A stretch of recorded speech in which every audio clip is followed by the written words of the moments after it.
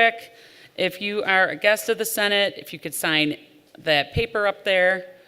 And it is 2:32, so we are going to get ready to rock and roll. There is a banner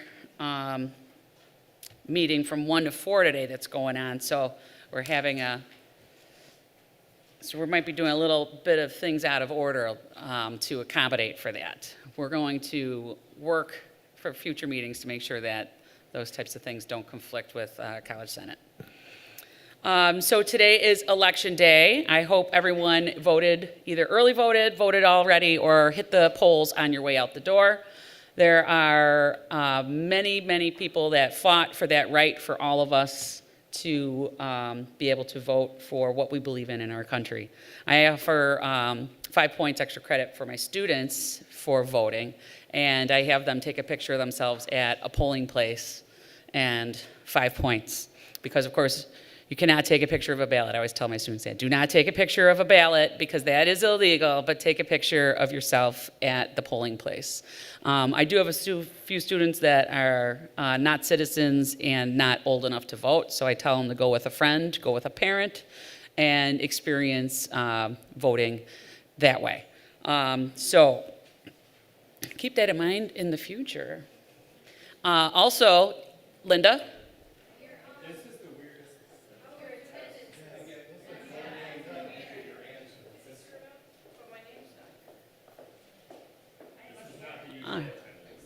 All right, stand by for new attendance.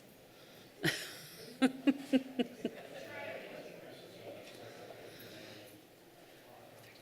3. We're at 33. All right, I'll continue on anyway. So speaking of things that I gave extra credit for, we had the last home football game was on Saturday. I sent a couple emails out through various channels. It was at Highmark Stadium. It was awesome. I showed up with 7 kids in my super cool minivan, and so did lots of other faculty brought their kids and things like that. It was really a nice, the weather was fantastic. The team played really well. They ended up not winning, but it was a great game to watch. And, for having small children to be able to go and experience the Bills Stadium without the chaos of a Bills game was awesome. Steve Mullen got us some field passes, so all the kids got to go down and check out the sidelines of the field. So it was a really, really great day. And I'm hoping that for future events for our football and our other teams, basketball and our spring sports, that maybe we can come together and do different promotions like that, because it was a lot of fun. We had a little tailgate that Mandy Dixon and Jackie DePaul Rocco out of our phys ed, health, and rec department helped put on, and we even got the cat came, and it was all good stuff. So thank you to, I know there's several people that were here that were also there, so thank you for joining me on that. Next week is the celebration for Rick Wachowski.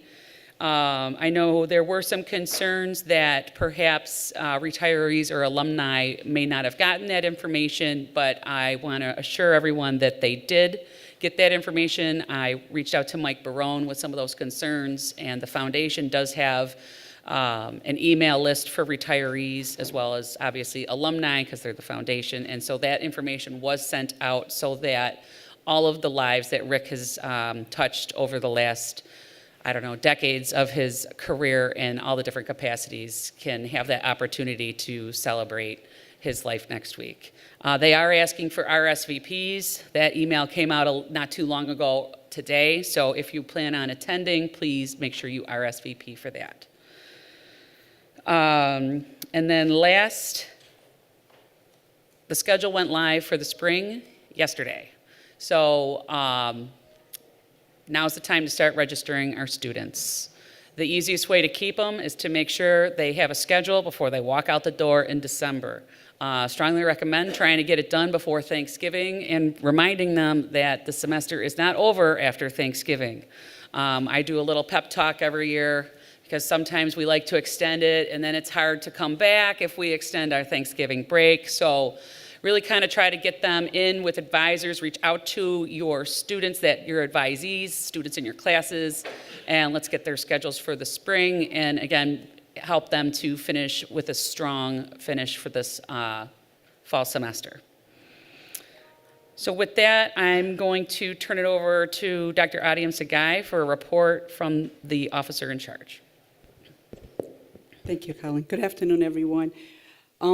I think one of the things that Colleen mentioned about our sport team on Saturday, and I was able to go there as well. I think the idea that our student first concept was real, even more so. Our students were so excited to be at the stadium, as well as the other team. We had about, I don't know, close to 200 students total. So that was really exciting. The other thing I think that also to echo really what Colleen said, registration started on Monday. And so this idea of retention is the new enrollment is a reality, right? So we had about 7,000 or so students come to our college this fall. So retention is the key, right? We are working very hard with everyone, led by Eric and team, to get the marketing out to recruit new students. But the key is how do we ensure the experience of our current students is positive. And again, is to really engage them both in the classroom and outside the classroom. So how do we do that? So right now we have about 434 students registered as of this afternoon, roughly. So that's really about, good percentage to be for 2 days in the registration process, but it's key that we register and every moment counts to make sure that our students are registered, starting with the continued students. The other thing I want to talk about is our 2023 graduation. That's going to be another awesome opportunity. So how many of our faculty or staff know graduates who are going to be graduating this May? Right, so that's also another key that we really talk about and really celebrate those students about graduation and really create some excitement around graduation. And Dan Fantera is leading that effort. I'm going to let him just mention some of the things that we're doing to really start the celebration of our graduates. So definitely the focus for this year is more to be student and academic. Yes, we're going back to Buffalo State. It's the best venue for us. But what we're going to be asking to do is we're going to create more of a student-centered experience in the back. We're looking at what the University of Albany has been doing, everything from first-generation buttons for students to wear, recognition of their effort, to family spots for taking photos. But one of the things we saw coming out of the survey that Jason and Bob did was the response from faculty about wanting to be more involved. So game on. We're going to be looking for you to lead out your students. We're going to be looking for you to carry placards from your different divisions, your different programs, leading out your students, bringing them to their seats. And when it's time for them to come up to stage, we are going to be asking that the faculty from the different areas stand up to greet those students when they come down off the platform. We've heard many people say, you know what, we want to be there for our students. Maybe they want to shake our hand and not just the president. Damn straight. So we're going to be asking is for volunteers. And by asking, I mean that Colleen Quinn will be basically telling you you're going to be doing it. Pretty much. And we're going to ask you to lead them out. We're going to ask you to be there to walk them up to the stage so that we can announce. Now recognizing students from allied health professions, from technologies. And we're going to ask you to then line up at the base of the stairs as they come down to shake their hands. Let's make it more about them. This is an open committee. We are taking some of the wonderful things that will always work for us. We're taking some very good new ideas, but we're open to suggestions. Jackie Bossman, thank you. Amber Reinhardt, thank you. Colleen Quinn, thank you. They jumped right up and said, yep, we're in. Anybody else? By all means, we're open to suggestions. We're open to help.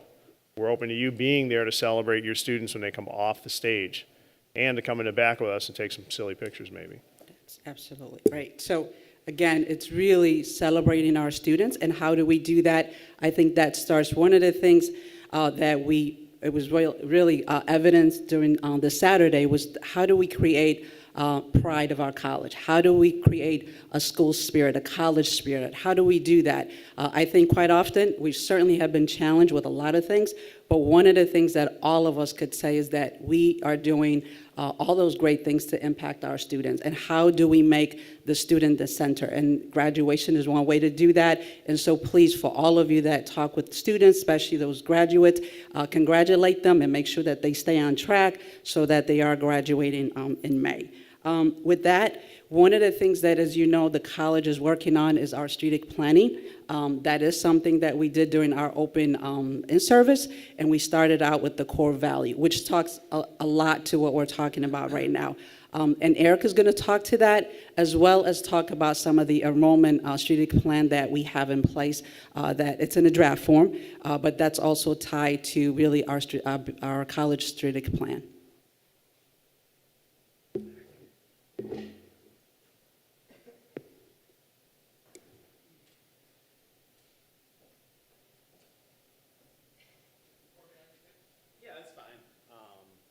Just as an update too, it wouldn't be Eric presentation, I guess, if there wasn't some sort of data or enrollment numbers. We're currently at 595 students for the spring, so you can see even between the morning and then here in the afternoon, we have a lot of activity. So there's going to be a message hopefully going out to the entire institution this afternoon that'll give both an update of where we are with our spring enrollment, as well as in where we are with our early enrollment for fall. As well as how we compare to other institutions, both the 4-year schools and 2-year schools within our region. We're trending well, and so it's really exciting to see the number of students who are interested in here and then continue their studies here as well. So with that, I do want to take, this is not my work, so I got to give a lot of credit here to Kathy and her commitment to really getting feedback from both our faculty and staff as it relates then to our strategic initiatives. So we can see here the ERIE in terms of our core values: efficiency, relevancy here, innovation, and then entrepreneurship.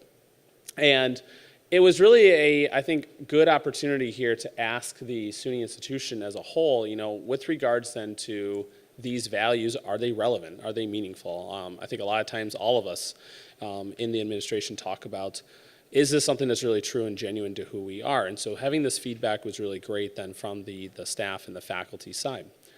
As part of then the commitment to gathering also best practices and information, what Kathy also did a yeoman's job of doing was scouring then both at SUNY Central as well as other neighboring sister institutions, what are their core values. And so when we look at SUNY at a systems level, we see a bit of a difference. We see here student-centeredness up at the top, and I'm going to highlight that as a little preview, as you can probably suspect, in terms of what really resonates with us, and I don't think it's a surprise. Community engagement as well. We're going to talk about that also with the SEM plan, so I thought actually this is great that we started with this. Diversity, integrity, and collaboration. Certainly key elements, not only both within education, but also within the workplace as well, right? And so the fact that we spend so much time here as a collaborative community, our colleagues, being able to talk about then how we embrace diversity, integrity, and collaboration, we see this at the SUNY systems level, so a bit different. When we look at then Monroe Community College, which has been identified as one of our other peer institutions, both in terms of size and location is similar within the kind of greater metro areas across the state, as well as also enrollment size to it too. We see here a number of different values of integrity, excellence, empowerment, inclusion, collaboration, stewardship. Probably the collaboration piece is similar then to what you saw at the SUNY systems level. Some differences, again, from what you saw from SUNY Central, similar to what we had done with our ERIE values too. And then we look at Finger Lakes with regards there, less overall number. Here really looking then at almost the holistic approach to the student, right? Looking at then from a student-focused perspective with regards to vitality, inquiry, perseverance, resiliency, as well as interconnectedness, both within departments as well as the student body too. So a bit different, right? But I think you can also see even just from the icons itself, a little bit more of a maybe alignment and innovation with some more recent trends of what you're seeing with SUNY. And then here, I think Westchester's the last one, if I'm correct with this. A little bit different in terms of having both of these broad categories in terms of these core values, but then even defining them more specifically within those identified regions. So looking then in terms of our relationships, both with ourselves as well as with students, the community abroad, and then our commitment to the impact that we make within our society and the world accordingly too. So I think it's okay, certainly, that each institution has its own brand, right? Its own identifying of what is relevant and meaningful to the institution. And so what's interesting is that when we really look across our own body, it's interesting that most individuals then identified that SUNY Central was the one that really resonated the most. And I think, again, all of us can speak to it, both myself on the teaching side, certainly for years. Students always come first. And we certainly know that. I think we live it, we breathe it. We talk about it every day.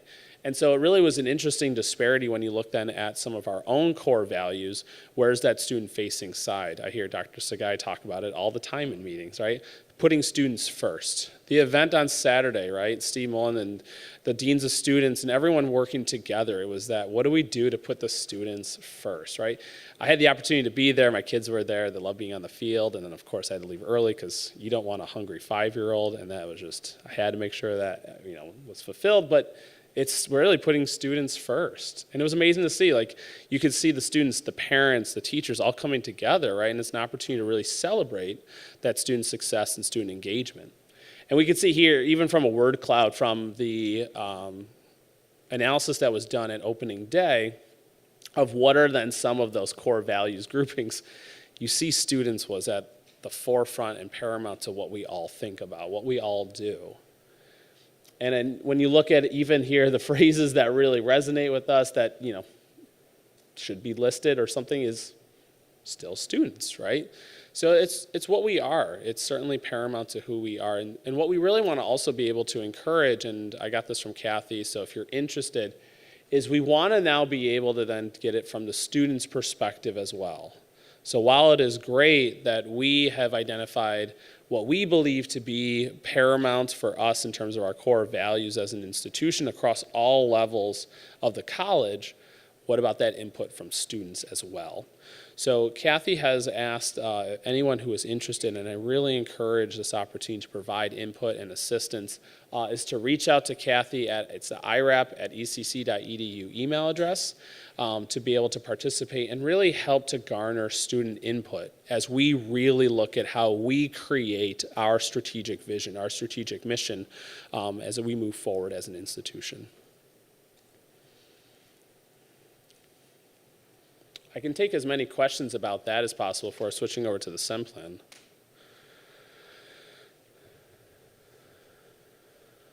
Great, and I want to thank you, Colleen, and the Senate too for allowing me to talk first, and I'm going to head back over to that banner implementation meeting. So this is going to be pretty quick. You see this as a 29-page document. By no means am I suggesting that we are going to have a SEM plan in our back pockets that's 29 pages long. That's not the intent whatsoever. A brief history on the SEM plan initiative here at SUNY Erie. So SEM plan is the Strategic Enrollment Management Plan. I like to think of this as a playbook, a guide of how the institution is looking at its current state of enrollment and where do the opportunities lie. And we have not had a SEM plan here at the institution. We're not alone. Many other schools haven't had one either within the SUNY system, or it's one that has a need to be updated. So last academic year, all of the SUNY community colleges received, in collaboration with the Lumina Foundation and ACROA, AACROA, I probably pronounced it wrong, is resources to help that institution develop the SEM plan. And so I was honored that when I stepped into this position on April 1st, there had been some preliminary work that the Enrollment and Admissions Office had already started, and then I really took a deep dive into what is our current opportunity within the Erie County market. So really focusing on our market here, which is what the SEM plan is supposed to be, right? It's meaningful, it's relevant. And so what I did is I looked at things from EAB, which is a third-party higher education consultant group, Department of Labor, census data, looking at our SUNY business intelligence trends, as well as other research out there, and really combining it all together to identify what are the opportunities within our region. And so from that has identified 4, what we can call them initiatives or goals as they're identified in the SEM plan, and these identify in broad strokes from the data where these opportunities lie. And then within each goal, there are specific strategies, so these are guiding principles, as well as then specific tactics that we can take as an institution to really capitalize on these enrollment opportunities. But I've always learned, and I really appreciate, because I always go back to, I think, my very first day that I presented at the Senate and the General Education Committee and presenting the ILOs, how valuable it is to garner input from the entire institution. So while I have done this work, and that was great, and it was a really great learning experience. I really would like your input as an institution with regards to this document. And in particular, really being able to provide your comments about the strategies and tactics, because that is certainly where you are going to have the greatest impact in being able to achieve this for the future. And so here are some, in this draft form, it's not meant to be pretty, it's meant to be kind of this rough draft so that it invites comments and input from each of you. So we've shared it with the faculty, the Senate Executive Committee, there we go, as well as then the Faculty Caucus, and hopefully others can speak to this too. Like, any feedback that's been provided so far has been very much welcomed. This is great, it's gonna make it in, I bet, right? Or it's gonna lead to this conversation. And that's what I'm hoping that this will do. Because while the identified goals are there, what we're doing from a strategic and tactic lens, I need your help with.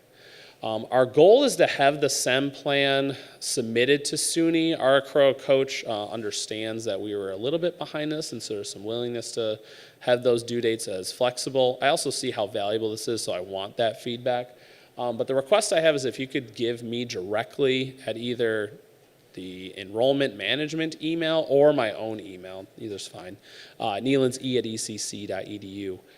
By the end of the month, so November 30th. And the intent is that I can then collate all of that feedback and then present kind of my findings and recommendations back to here at the next Senate in December, where we as a group could then vote on moving forward with that. I don't want to then proceed forward unless everyone's had an opportunity to be able to bind, because this is our future, is where are these opportunities. So please, I welcome the comments, suggestions. I got to thank, Dan Frantero was able to give data here with regards to our special populations. And so a lot of you have helped to contribute to this. And now I want to make sure that everyone has an opportunity to share forth their ideas and recommendations. The final product, just as an aside, is a playbook that's very visual appealing. So it's maybe like 4 pages long. And it's something that's meant to sit on your desk and really talk about those high-level goals and initiatives. This document feeds into that. So once this is approved from a SEM plan perspective, I'll be working with marketing to make it much more visually appealing and inviting in terms of its actual use. Michael Higgins? Can I ask a comment or make a comment now about that? Strategic enrollment goal number 1, I just read through it quickly as it was being scrolled through. I think Derek Bateman and others were mentioning this at the Senate the other day. If we're trying to increase adult learners in the age group of 25 plus, I think we need to increase our night school again and keep that totally separate from our day students. So we need to increase, one of those missions or bullets needs to be increase our night school, increase night offerings. And I don't want to say that you took that suggestion from anyone else who already provided it, but actually it's funny because I did get that exact, and that's why I want that input, because what I would recommend doing is, if Mike, you took this, I would put that in either a strategy or a specific tactic, and then you'd identify that under the goal. And the idea is that once the SEM plan is approved and we vetted it, like, the idea then is that those conversations are then rooted into one of these strategic goals. So it becomes then where, while these conversations that we've had have been valuable, because you're rooting it into the strategic document, it has that much further evidence to say, yes, this is why this can make an impact. So absolutely, that's a great example of where I invite that comment. So with that, what I think we might do, so Erica and I commented on a shared draft. So we went through, Erica went through much more finer than I did, and then I looked at where her bullets were and added my 2 cents. So I think what we'll do is we'll share that draft where we put in our comments with everyone in the Senate, so that way we're not all reiterating the same thing, and if you see something that maybe I wrote, it might spin off like, oh, I got an idea on that, or things that we missed, right? So I think what we'll do after the meeting today is we'll send out the draft that we already put our comments in to all the senators so that you can add comments throughout, and then you can see what we've already written on there. Because I know like some of the comments were things like our mechatronics program right now is fantastic, and they have a really great block scheduling 7.5-week program. And, you know, can we implement something like that for other programs? So we got all these ideas that all of us know about in all of our pockets, right? So it's to get all of it onto, you know, one thing so that this document has really no stone unturned. So we'll make sure we send that out before we leave today. Other questions for Erickson? Awesome, thank you, sir. Thank you. Have fun at Banner. Dr. Sagai, anything to add? So a couple things in regard to this, right? So the other thing is to really use this as an opportunity for us to model this. This is another area now, as Eric mentioned, this was also a SUNY-driven initiative, but we still have a lot of work to do within the college. For example, academic affair does not have specific strategic planning for the college. Academic, as relates to what Mike mentioned in terms of how do we offer courses, what model are we going to mimic, or how does that look like? What does our night division looks like? Comprehensive model, right? Not just offering a couple classes here and there, but what does that look like and which program lend themselves? So I think the other piece that we're looking feedback is that does this model sort of work for us to use this in other area of the college? So that's the part. And then the second thing to that is that this is also going to feed into the college's strategic plan. So having this would also benefit to make sure that the college strategic plan is aligned with what we're actually doing as a college. Any questions on that? Lastly, I know Colleen mentioned, and a lot of our faculty and staff are in the Banner training. So this week, I believe, was this first week was the sort of onboarding of implementing Banner. There'll be more on that. So we'll have Eric Snyder, who's helping us with the Banner implementation, and his team to regularly update the Senate. So we'll have him hopefully part of an agenda here. But more importantly, though, we are going to reach out to the rest of the faculties and staff to participate in Banner. As you know, Workday has been a challenge for us as a college, but in part, we learned that part of the issue with Workday is not making sure, not having the appropriate faculty and staff part of that discussion. So we learned from that. So what we want to do is we want to make sure that the right units or area and individuals who are expert in those areas are part of the discussion and the decision making. So more to come on that. Thank you. Great, thank you. And that was one of the things that Dr. Sagai and I also talked, because we talked business at the game on Saturday, but it was real short, I promise. But one of the things we did talk about with the Banner transition and one of the issues with the Workday is I think the only faculty member that was part of a lot of that process until we were rolling it out. So the early up stages. So we've already experienced, you know, our, whatever was it, Ellucian?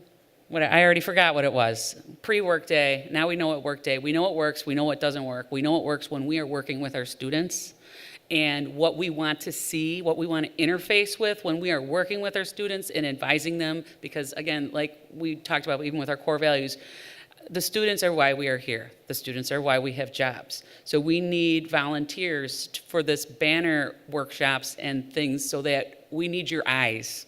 And we need you to say, you know what, that isn't going to work because of this, this, or this, but this will, right? So we need that. And it's going to be, we're going to be asking for volunteers.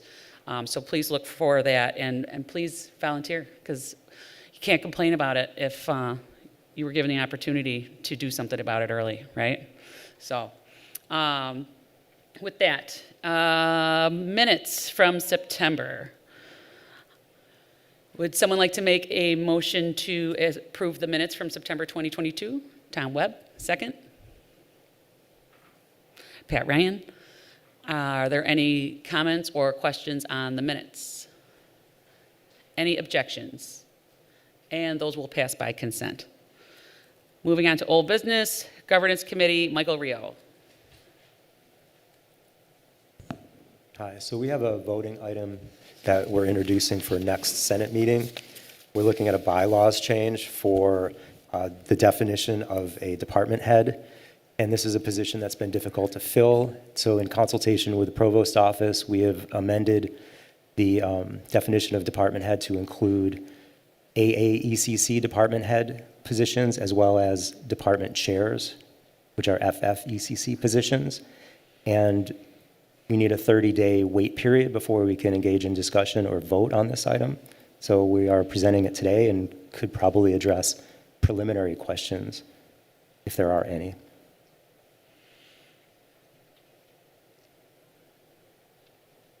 So the gist of this proposed bylaw change is that, we're having a hard time getting department heads that are AAECC involved with the Senate as our faculty and staff are decreasing due to retirements, et cetera. So that we're not out of compliance by not having a department head. We're saying department chair / department head, so that we're all covered. But we're also not taking away any AAECC voting positions at the same time. So that is maintained. All right, think about it, let us know. We'll vote on it in December, because it is a bylaw change. Boo.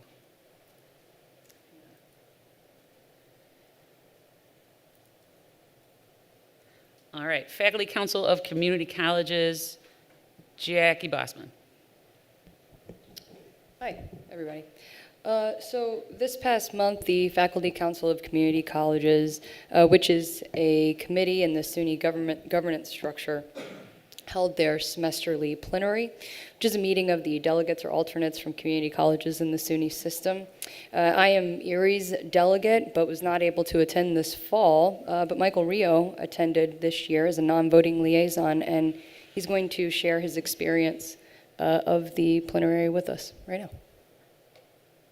Yes. So the plenary is an important function within the Faculty Council, and the Faculty Council, of course, is a really important organization to support shared governance SUNY-wide for community colleges. And the president of the Faculty Council sits on the Board of Trustees, and that's our vote and our voice SUNY-wide.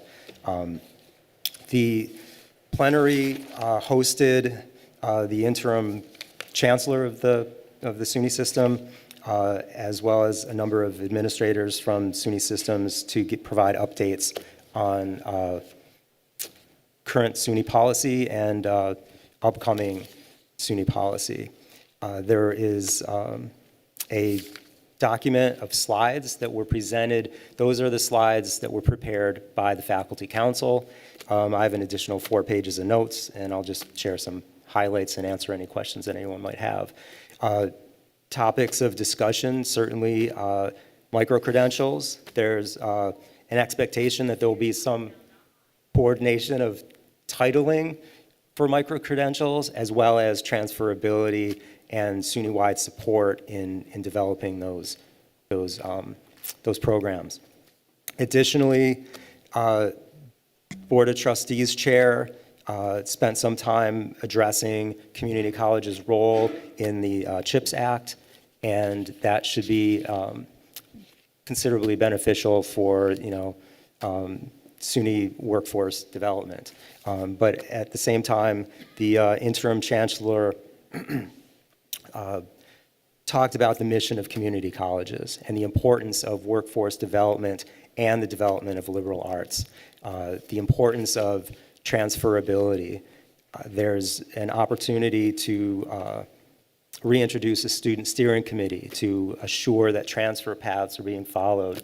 The transfer counselors will be a part of that discussion and finding out what's working and what's not working, at the ground level.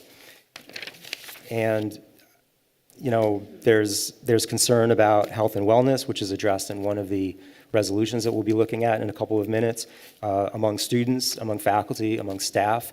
SUNY support for health and wellness, having a presence on campuses, and extending that for students as well as faculty and staff to whatever extent is possible.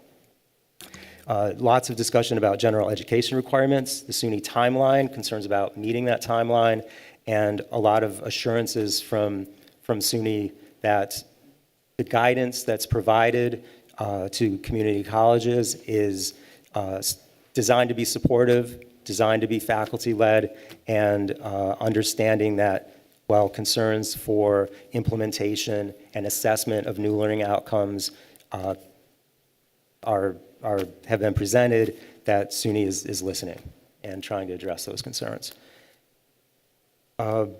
Improved advocacy for faculty among CAOs, academic officers listening to faculty and including faculty, and we see that here, and the need for continued support and advocacy is something that SUNY-wide is supporting as well. Student work, the student assembly is looking at on-campus food insecurity and food insecurity within communities, information to students regarding Title IX, and again, mental health and wellness, campus accessibility, serving all students and maintaining diversity on campuses. Those are the bullet points of the bullet points. Does anybody have any questions? Any translations required? Colleen? Awesome. Thank you, Mike. All right, thanks. Yeah, we had a hard time. Jackie couldn't go. I couldn't go. Erica couldn't go. And we were like, who are we going to get to go? We'll get Rio to go. So he went, and we appreciate him representing us at this plenary. It is the place where all of the academic business is done. It's, SUNY-wide. The trustees are there. The 4 years are there. The student assembly is there. If they're involved in academics within the SUNY system, they are here at this thing. So it's very important for all the community colleges to send a representative to bring back this information. So thank you, Michael, for that. As he mentioned, there's a couple of resolutions, and I'm going to turn it back over to Jackie. Yeah, just to reiterate, thanks again, Michael, for attending for Erie and for presenting the plenary slides. So that weekend, the plenary itself, there's often a lot of events. It can be just a flood of information. So please take the opportunity to look over the PowerPoint, to look over the slides. And if you have any questions for Michael or myself that come up after this meeting today, you can reach out to me. All right. Okay, so now to actionable items. At this plenary, the council's committees produced 3 resolutions and are seeking endorsement from individual community college bodies. So I'll briefly go over the resolutions now. The one I'm looking at here first, okay, you want to do the mid? Let's do the upper division definition. All right, great. So the resolution on upper division definition, which came out of the Academic Affairs Committee, is proposing that in line with the SUNY Board of Trustees policy, which mandates that baccalaureate schools work with community colleges to give students timely degree completion, that there be a work group established which will include representatives designated by the university faculty system, the Faculty Council of Community Colleges, and SUNY Registrars Association to establish a definition of upper and lower division courses which will depend on course content and outcomes that can be evaluated independent of course numbering. So transferability of courses from community colleges to four-year schools within SUNY is often determined more by course number than course content, and this practice allows some institutions to reject credits based upon numbering of a course while really just disregarding content and outcomes. So the council holds that this practice makes it difficult for students to complete their degrees in a timely fashion and is essentially an unnecessary barrier to student success. So it's proposing that this work group be created.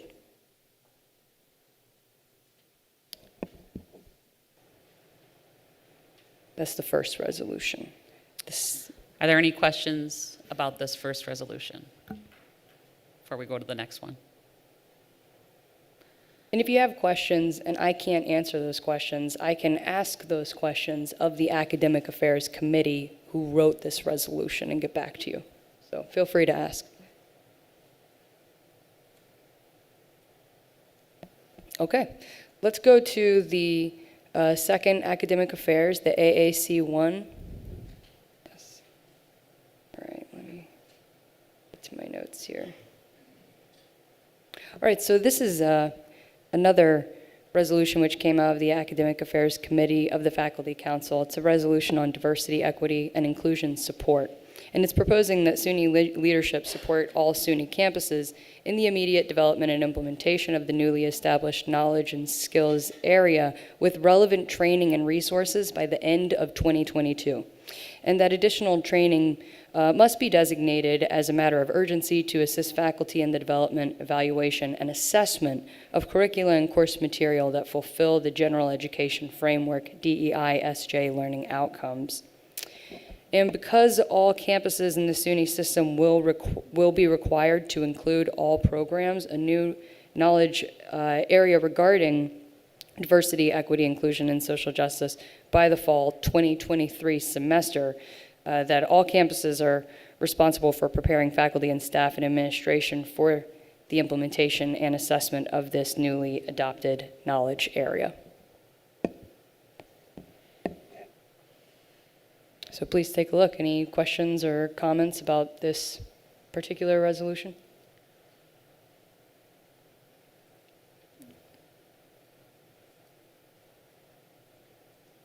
All right, you guys are letting me off easy, just like my students in Intro to Philosophy. I'll assume it means total understanding.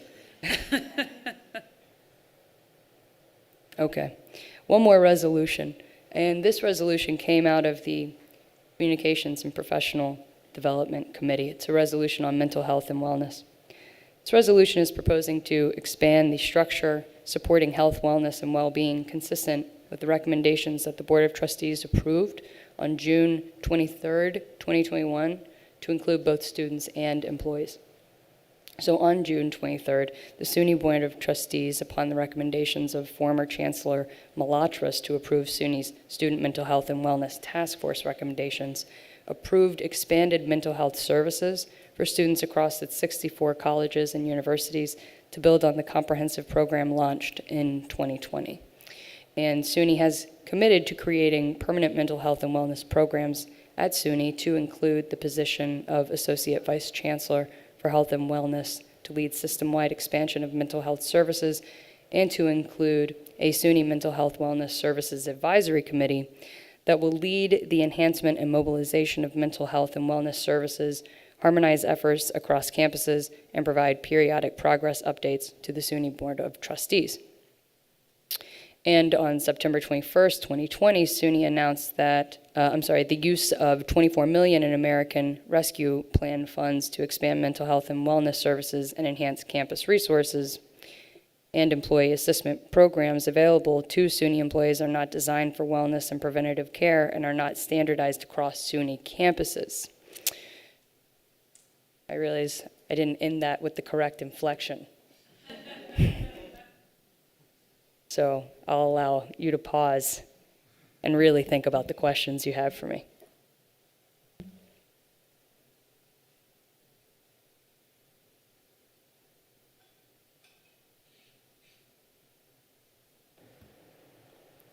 Questions, comments?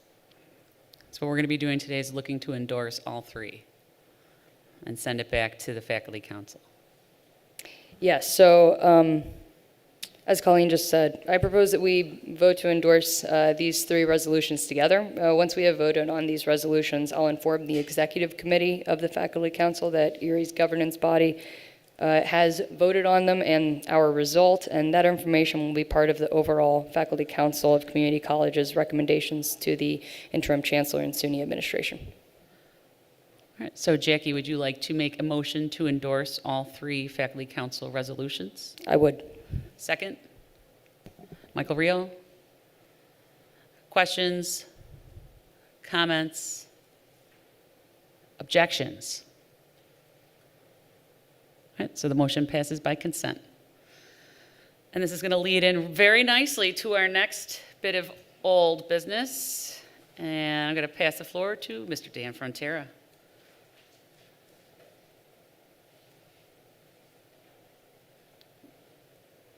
There it is. I had to find it.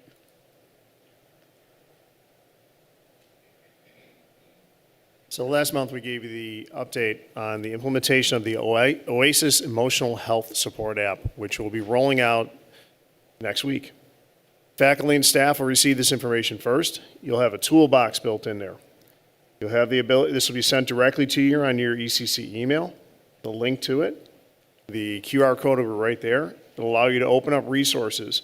Those resources range from working with an individual who may be at risk, identifying some of the characteristics in the classroom, to how to refer that person to anyone from someone in student support services, to student accessibility, to crisis services, and on down the line.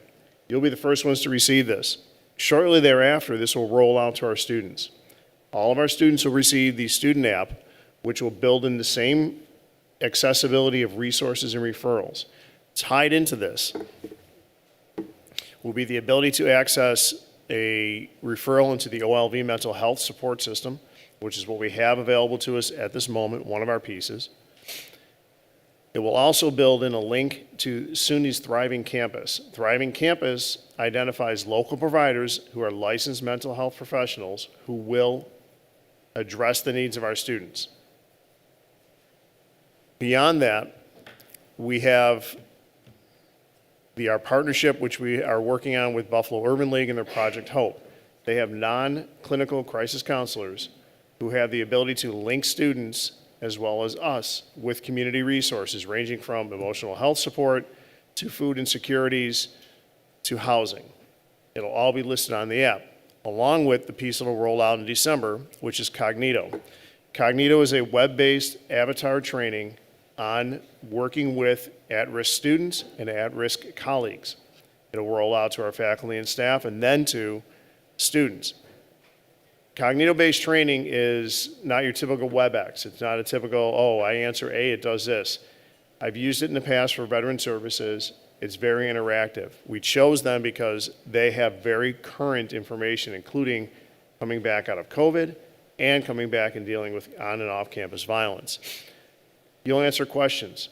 Your avatar is going to take you in one or two different directions and bring you back around. It's very, very insightful. It'll list you into resources. That'll roll right out through your Oasis app. In early January, we will roll out to our students, and faculty and staff will have access to it, the JED Foundation Help a Friend training. This is a critical piece for helping students to recognize when someone next to them may be in an at-risk position, how to refer them to a member of our faculty or staff, how to get them connected with services. And then finally, in February, you'll see QPR training. These are stepped approaches, and this is all built on, and Jackie, thank you, because the wellness wheel, if you go on to Erie Connects right now on our website, our main focus is a wellness wheel. Every bit of this matches right into it. So you have a lot of very strong resources. SUNY gave us the money for it. We're plugging into place starting next week when you receive your first one. So when you see Oasis pop up on your email, it's not me spamming you, I promise. I'm thinking about it, but Pat Ryan told me no.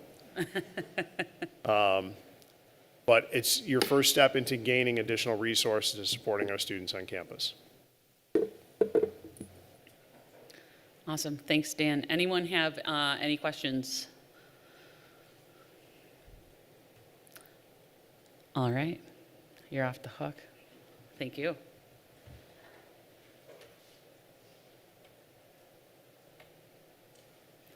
I might be on the hook.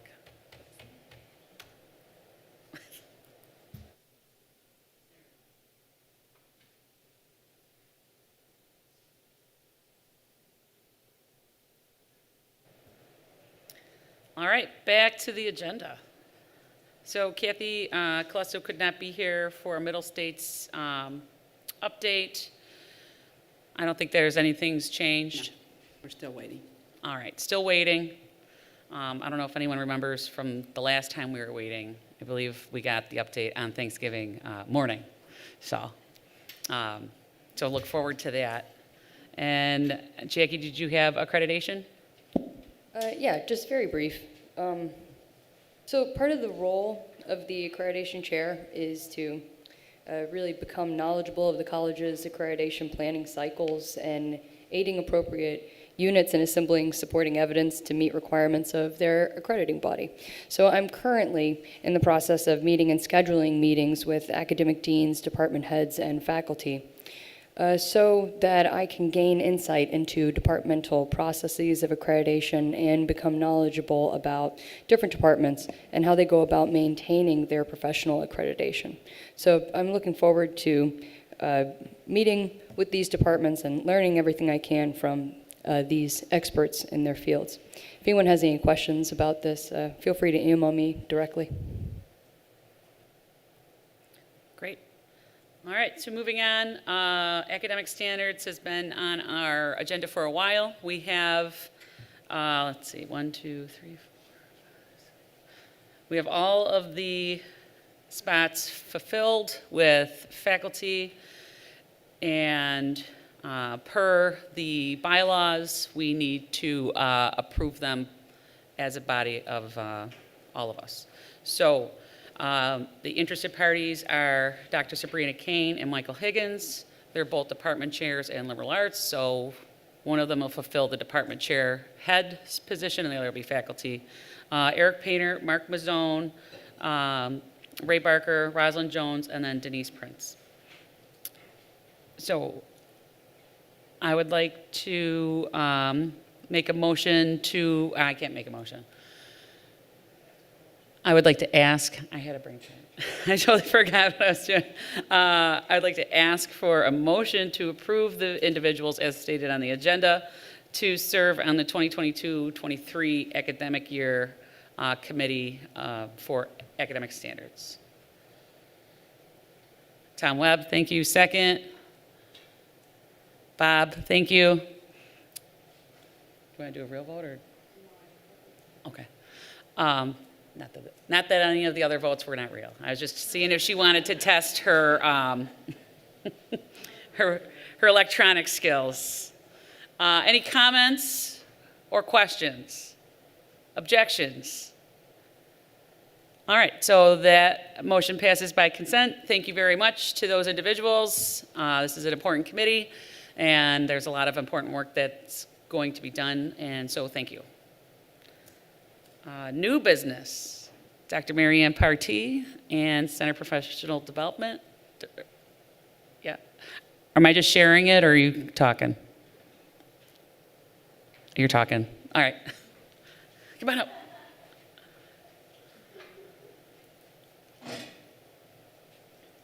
I was just going to say share, and then I'll take questions if we need it. Oh. So you can share, and they can read it, and then I'll take questions. All right, so we're planning convocation for spring. It's going to be January 11th. This is a draft agenda. And I really like the title, by the way. It's fantastic. So strategically planning for a brighter tomorrow, which kind of feeds into all the different things that we talked about today, and with our strategic enrollment plan, our core values, and our students, focusing on our reason to be here.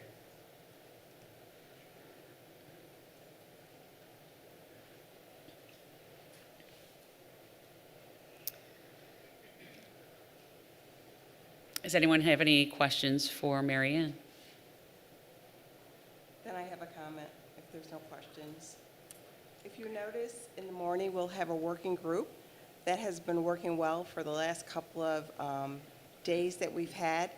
I think that it's important that everyone is present because the input has done well. You saw that with the core values. So these are working documents and plans for the institution, and everyone gets to have a say in it. And so the morning will have breakouts for those working sessions. What we've added, again, back to what we've done for past practice, we have sessions that are open in the afternoon. So I'd like for you to contact CPD office if you're willing to lead a session, if your department needs a session, or if there's a plan that you know that we should add to as we go through thinking through the strategic planning.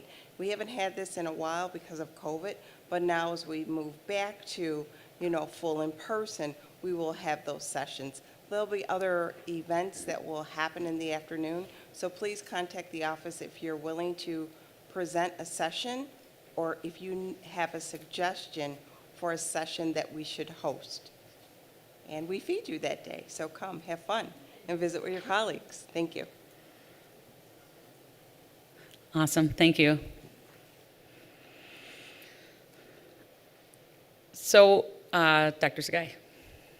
I'm not sure, for our guest speaker. Can we take some recommendation for that?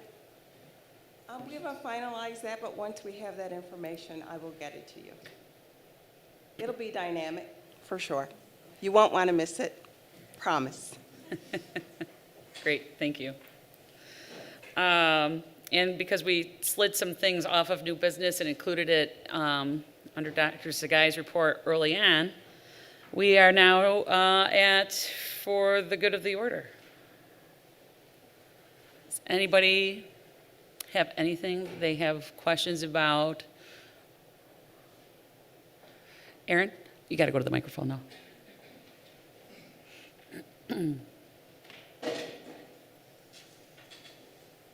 Thank you. I actually have a statement that I would like to make and just go over a couple of details, if that would be good. Sure. Thank you. So I'm Aaron Garman. For those who don't know me, I am a counselor in the Student Access Center out of the North Campus.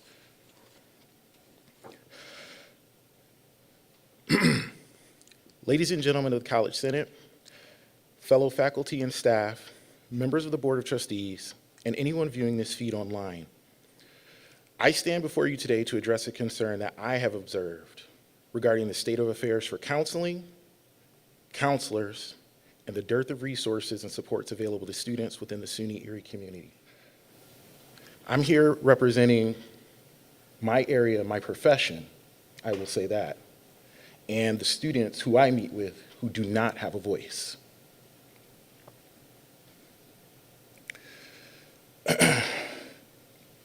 My goal in this message is to call on others to partner on identifying a path forward. I have been employed at SUNY Erie for 6 years, and in my short time as a counselor for the North Campus Access Center, there have been 3 college presidents, 1 interim president, 3 provosts, 3 VPs for enrollment management, 1 VP for student affairs, 3 deans of students, 2 directors of student access, and 3 department chairs for counseling at the North Campus.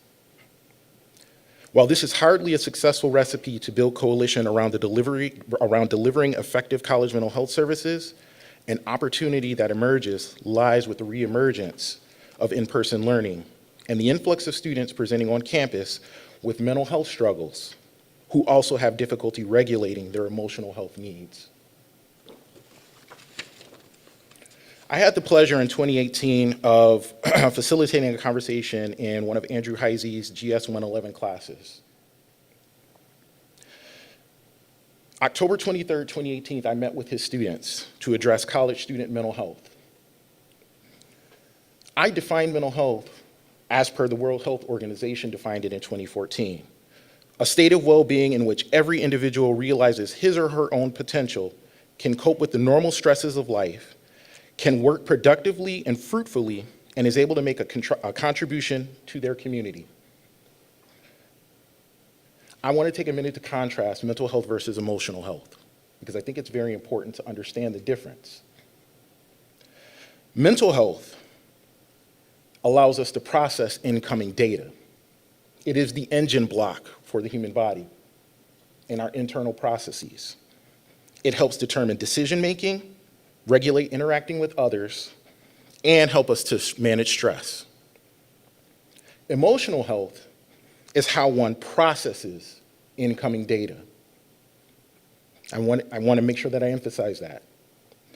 Emotional health determines an awareness of emotions, acceptance of feelings, an expression of feelings, and the ability to appropriately do all of the above. They are an internal tag team. They play on the same team, but they have very different roles.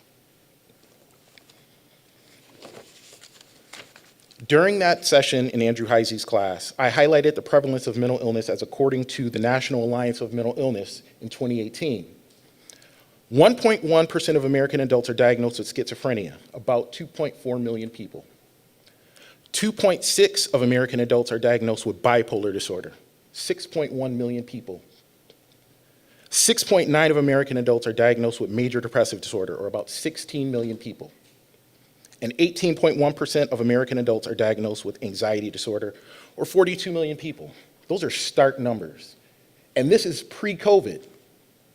Post-COVID, those numbers exploded exponentially. I drilled down specifically to target college student mental health statistics, according to Chadron State College in 2018. Stigma is identifiable as the #1 reason students do not seek support on college campuses.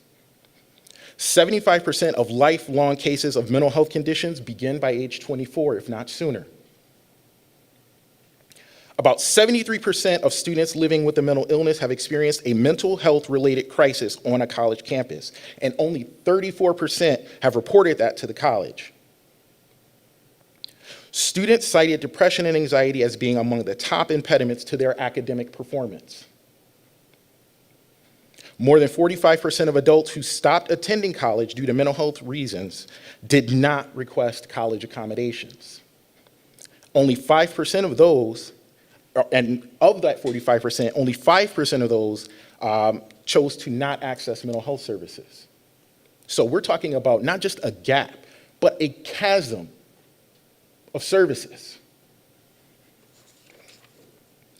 I recently participated in a webinar as of last week, Prioritizing Sleep, Changing Campus Culture, Improving Counseling Center Response and Interventions, all centered around how sleep and the lack thereof affects college student performance. There are measurable consequences of poor sleep for college students, including lower subjective quality of life or sense of well-being, worsened academic performance, higher incidences of sleep disorder diagnosis, and increased psychological symptoms, particularly depressed mood. Why should we care about sleep, as the webinar asked? Even when depression and hopelessness are accounted for statistically, chronic insomnia is an evidence-based predictor of suicide risk in adolescents, emerging adults, and adult populations.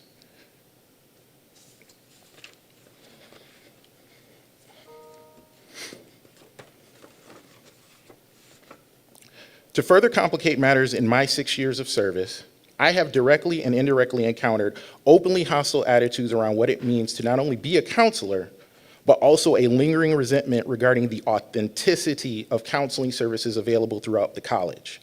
So all of the chatter and conversations that I've heard today about mental health is actually very timely. I'm very happy to hear that.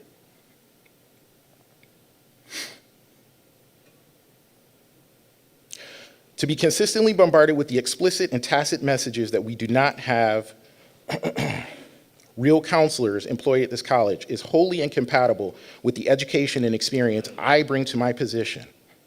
Unfortunately, I cannot say that I fault those who hold this perspective. If I'm being honest, for as much culpability that could be levied at those who perpetuate those beliefs, so too does the culpability rest with the counseling unit proper. While it pains me to point out what is blatantly obvious about our current counseling model and its link to the guidance and personnel movement of the 1970s, it is also my responsibility to be a voice that helps police and guide an area and a profession, because it is a professional position that requires a master's degree at the very minimum, for which I care deeply about. To be sure that I have the credibility to levy such assertions, I'd like to offer my pedigree for those who are unfamiliar with my body of work within the institution and throughout the profession. First, I have a master's degree and national certification in rehabilitation counseling. Each was granted respectively by the University at Buffalo's Graduate School of Education and the Commission for Rehabilitation Counselor Certification. As a profession, rehabilitation counseling involves understanding the physical, psychological, and vocational impact of disability, and eliminating any attitudinal and environmental barriers related to those disabilities through the use of a counseling process, first and foremost. In addition to assistive technology intervention, advocacy skills training, and holistic support.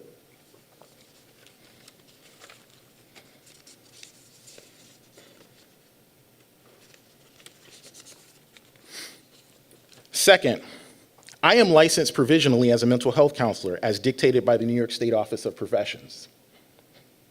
This credential was attained after returning to complete additional graduate study while also working as a counselor at SUNY Erie.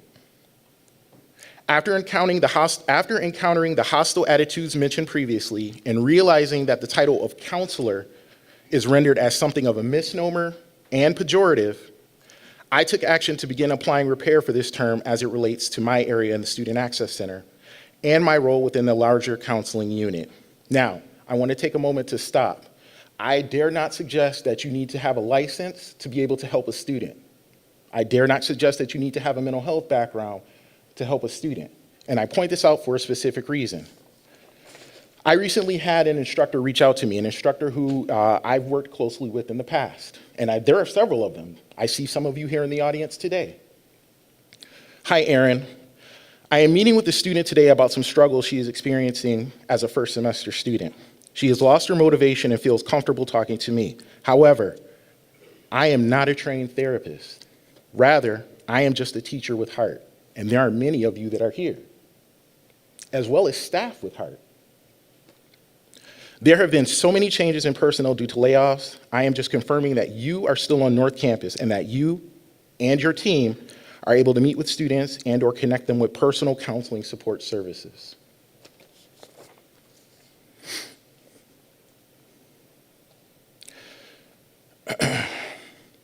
Generally, it should be recognized that the primary goal of counseling is to guide people toward reaching their mental health and emotional wellness goals.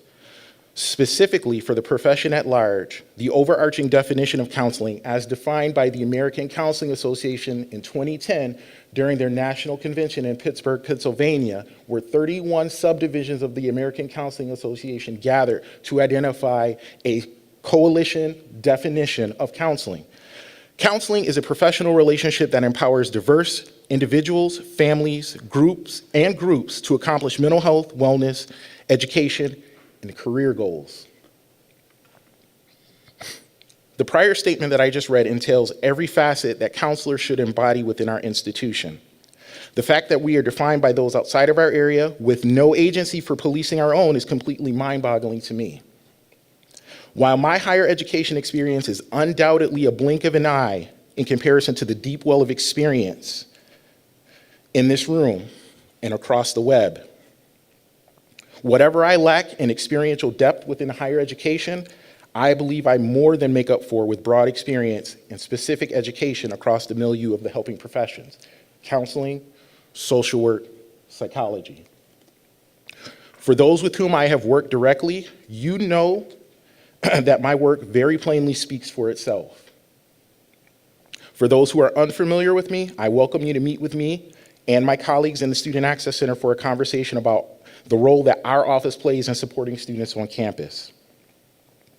While we are even smaller in number than in years past, primarily due to the recent layoffs and retirements, we are nevertheless persisting to maintain high-quality services for all of our shared students. For my colleagues within the counseling unit and those who comprise our union leadership, I urge you to convene for a conversation about how we begin to redress the problems of perception that I have noted above. While the dialogue will not be without difficulty, the best way that we can begin seeking repair is to work together on finding a resolution, engage in better policing of our area, and ensure those who have or desire to pursue additional education and credentialing needed to bring our counseling model in alignment with the standards of the larger profession are given proper voice. I thank you for your time and for listening. Sincerely, a deeply concerned counselor.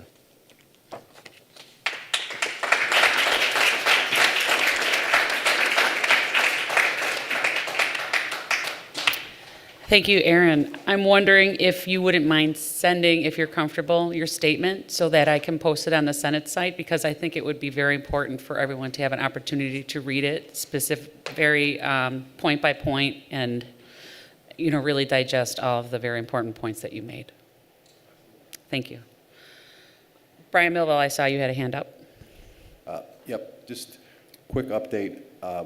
Bill Falls, Andy Heisey, and myself met with IEM to discuss the SUNY Gen Ed changes. We're going to reach out to departments by division. We're starting with the Health Science Division just to look and get ahead of the work for the upcoming SUNY Gen Ed framework changes.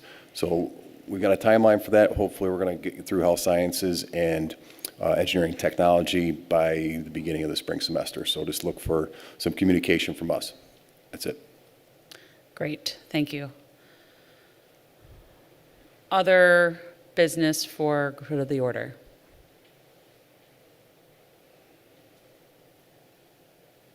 All right, it is 3:42, not very warm outside, but I think it's still sunny. And I hope everybody has a wonderful week. I know we get a little bit of a day off on Friday for our Veterans Day. Thank you to all of our veterans that are in the room, that we work with, our colleagues, and of course, most important, our students. Think of them this weekend as you get an extra day off, and then we have our Thanksgiving holiday as well. And we'll see you in December.